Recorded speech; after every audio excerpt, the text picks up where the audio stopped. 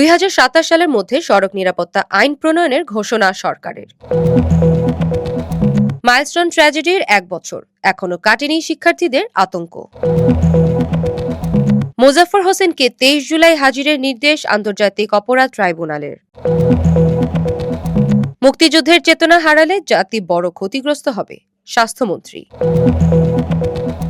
ফতুল্লায় Argentina Brazil সমর্থকদের সংঘর্ষে আহত 8, ভাঙচুর বোমা বিস্ফোরণ। আলিফ হত্যা মামলায় চিন্ময় কৃষ্ণ দাসের জামিন আবেদন নামঞ্জুর। চট্টগ্রাম ও বরিশালে ভারী বৃষ্টির পূর্বাভাস, সতর্ক করল আবহাওয়া অধিদপ্তর। ককরোচ পার্টির পদযাত্রায় আহতদের দেখতে হাসপাতালে রাহুল ও প্রিয়াঙ্কা।